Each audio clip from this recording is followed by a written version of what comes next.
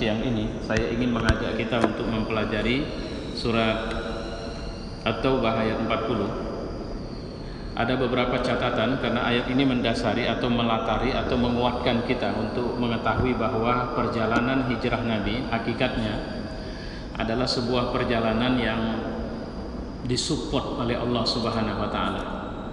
Sekaligus ini pelajaran untuk meyakini bahwa perjuangan dalam menegakkan agama, menghidupkan syiar-syiar Islam, perjuangan dalam menjalankan atau mewujudkan diri kita untuk kemudian melakukan prosesi ta'abbud kepada Allah Subhanahu wa taala, mengedepankan tujuan untuk mendapat ridha Allah, mengedepankan keyakinan bahwa Allah lah segala-galanya dalam hidup kita, itu pasti akan mendapat support dari Allah Subhanahu wa taala, sesulit sesempit apapun ruang perjalanan itu. Tidak sedikit orang yang bisa merasakan ketenangan, kenyamanan dalam beribadah adalah ketika mereka itu berada di ruang yang lapang, disertai dengan kenikmatan demi kenikmatan. Tidak sedikit kita menjumpai orang yang kemudian mereka bisa begitu tegarnya berteriak takbir Allahu Akbar ketika hanya mendengarkan ceramah demi ceramah atau diskusi demi diskusi.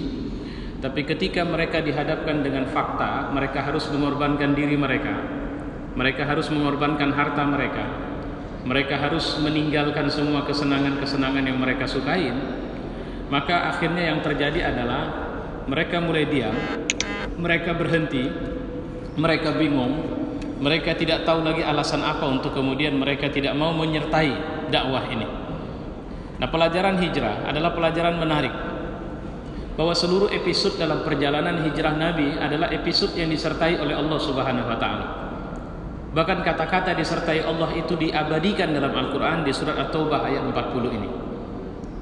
Di mana Allah mengatakan la tahzan innallaha ma'ana. Dan ini semacam mengutip apa yang diucapkan Nabi sallallahu alaihi wasallam kepada Abu Bakar. La tahzan, jangan cemas. Apa yang dimaksud dengan jangan cemas? Karena ada la takhaf wa la tahzan. Kalau kata la takhaf ini beda dengan la tahzan. Kalau la takhaf artinya jangan takut. Jangan takut artinya apa yang sudah kau lakukan, apa yang kau tinggalkan, peristiwa apa yang sudah terjadi kepadamu itu tidak akan mengancammu, tidak akan menyulitkanmu, tidak akan membuat kau berada dalam situasi sulit dan sebagainya. Saya pergi meninggalkan keluarga saya sedang sakit. Nah, kata-kata la takhaf, walaupun kau meninggalkan mereka, mereka dalam jaminanku. Seakan-akan Allah mengatakan seperti itu. Wala tahzan. La tahzan adalah, huzun adalah satu sifat atau sikap batin yang menunjukkan kegalauan kita, ya, di mana kita mengkhawatirkan sesuatu akan terjadi dan kekhawatiran ini terus-menerus berada di ruang hati kita. Apa sesuatu yang akan terjadi? Misalnya kita naik pesawat, kemudian diserang badai di udara, kemudian terjadi goncangan-goncangan luar biasa sampai pada tingkat adanya turbulensi dan sebagainya misalnya. Nah, kita mencemaskan jatuhnya pesawat dan terjadi kematian kepada kita. Yang kecemasan itu tidak akan mendapat jawaban apapun kecuali akan bertambah kecemasan demi kecemasan. Atau kita disuruh pergi ke satu tempat yang kita tahu itu daerah rawan, ancaman demi ancaman, dan kita mendengar ada sekian orang yang kalau pergi ke tempat itu tidak pernah pulang selamat, mereka meninggal di perjalanan atau mereka dibunuh dalam perjalanan. Maka kecemasan demi kecemasan adalah satu sikap yang wajar terjadi, dan Nabi SAW mengingatkan kepada Abu Bakar waktu itu dengan kalimat la tahzan, jangan cemas.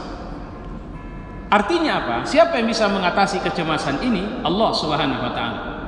Kenapa harus Allah? Apa tidak ada yang lain? Maka jawabannya, karena Allah lah yang mengetahui dan mengendalikan dan serta sudah menyuratkan peristiwa apa yang bakal terjadi sama kita ke depan. Allah yang tahu bagaimana cara kematian kita.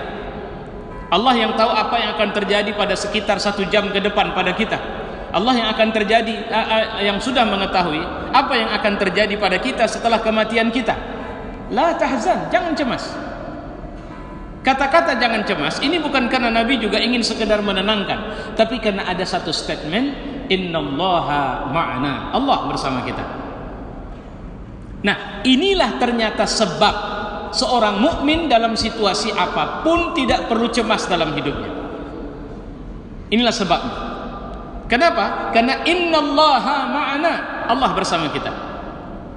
Sehingga seorang seperti Masyitah misalnya, ketika dipaksa untuk menceburkan dirinya ke dalam air panas pun dia tidak cemas. Kenapa? Karena kematian bagi seorang mukmin hanya pintu untuk pindah dari dunia menuju barzah, dari barzah menuju akhirat.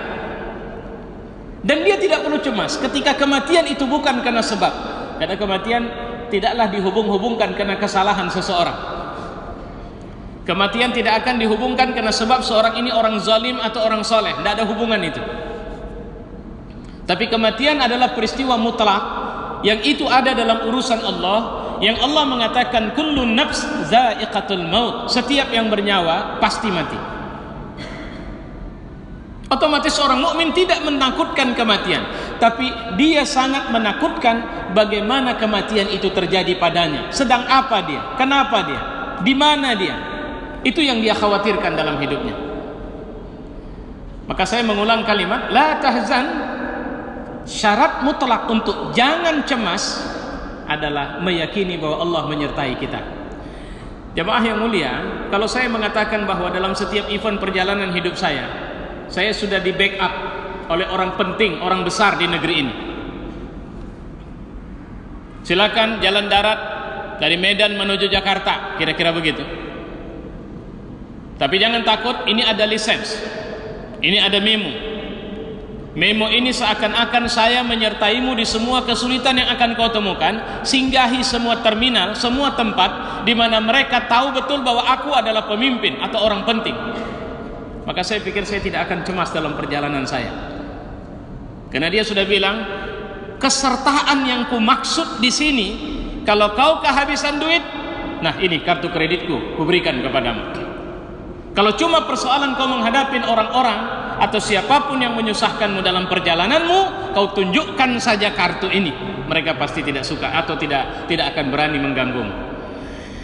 Maka makna innallaha ma'ana, Nabi seakan meyakinkan kepada Abu Bakar bahwa kita ini disertai oleh zat yang memiliki kekayaan unlimited.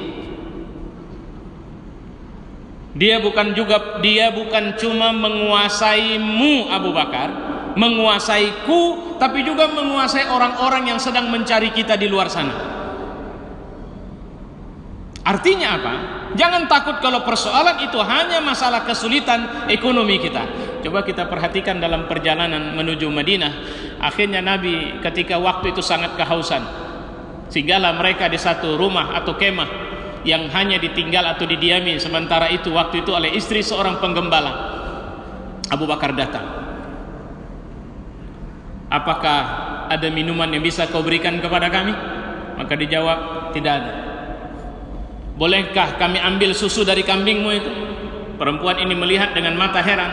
Tidakkah kau perhatikan bahwa kambing kami adalah kambing kurus yang tidak punya susu? Bagaimana dia bisa? Abu Bakar balik kepada Nabi. Nabi bilang, minta izin sama dia biar aku yang perah susunya. Apa yang terjadi kemudian? Nabi memerah susu itu dan mengisi semua ember-ember yang dimiliki oleh perempuan itu, dan dia terbelalak bertanya, siapa laki-laki yang menemanimu itu? Abu Bakar mengatakan bahwa dia adalah penunjuk jalanku. Perempuan ini mengira yang dimaksud dengan penunjuk jalan itu adalah orang yang memang betul-betul membawa atau mengawal mereka untuk mengantarkan jalan menuju Madinah. Padahal maksud Abu Bakar bukan mengantarkan jalan ke Madinah, tapi dia penunjuk jalan hidup. Ini yang maknanya la tahzan. Allah bisa bantu dengan berbagai cara. Nah, ini yang perlu saya luruskan ketika Ibu Marwah misalnya mengatakan bahwa ada kelebihan yang dimiliki oleh Kanjeng Dimas, ya, bahwa itu pernah terjadi pada Sulaiman alaihissalam, dan sebab itu yang sering dalil yang dia bilang. Saya mau sampaikan yang namanya mukjizat, yang namanya karamah, yang namanya ma'unah, yang namanya irhas, itu bukan ilmu yang kapan saja bisa didemonstrasikan oleh seseorang. Itu tolong digaris bawahin itu.